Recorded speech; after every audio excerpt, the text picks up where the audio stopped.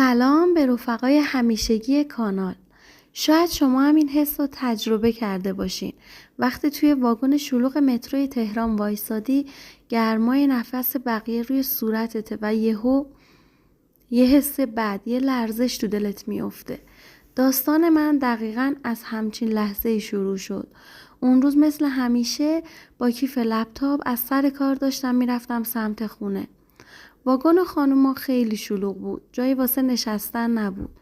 منم کنار در وایساده بودم، هندزفری تو گوشم و سرم تو گوشیم بود. تا اینکه حس کردم یه نفر خیلی نزدیکم ایستاده. اولش فکر کردم طبیعیه، شلوغه خب.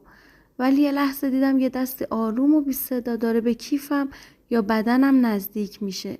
سرم رو بالا آوردم. یه مرد با ظاهر معمولی پشت یه خانم ایستاده بود، اما حواسش کاملا به من بود. مترو ایستگاه بعدی نگه داشت. جمعیت کمی جابجا شد. منم خواستم خودم رو بکشم کنار. همون لحظه یه فشار ناجور حس کردم. بدنم قفل کرد. نفسم برید. دختر کناری من که متوجه شد یهو برگشت با صدای بلند گفت دستتو جمع کن، معلوم هست چی کار میکنی؟ مرد شوکه شد. یهو صدای بقیه هم بلند شد. چی شده؟ مزاحم شده؟ بگیرینش.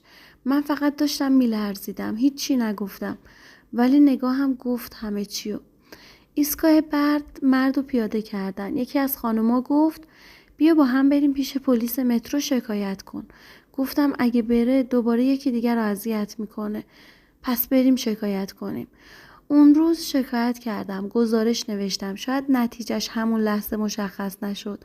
ولی فهمیدم تو واگنای شلوغ سکوت کردن یعنی شریک شدن تو گناه اون نگاه‌ها و اون دستا. اینم بود داستان امشب. تو مترو، اتوبوس، صف، هر جایی که شلوغ میشه بعضی آدما دنبال فرصت میگردن، نه راه رفتن. اگه حس بدی داشتی، اگه دیدی یه نفر رفتار غیر عادی داره، فریاد بزن. چشاتو ازش بر ندار و شک نکن که تو مقصر نیستی. مقصر کسیه که تو شلوغی حیای خودش و امنیت بقیه رو گم میکنه. تا حالا از این تجربه ها داشتی؟ اگه داشتی برام کامنت بذار. شاید قصه بعدی مال تو باشه.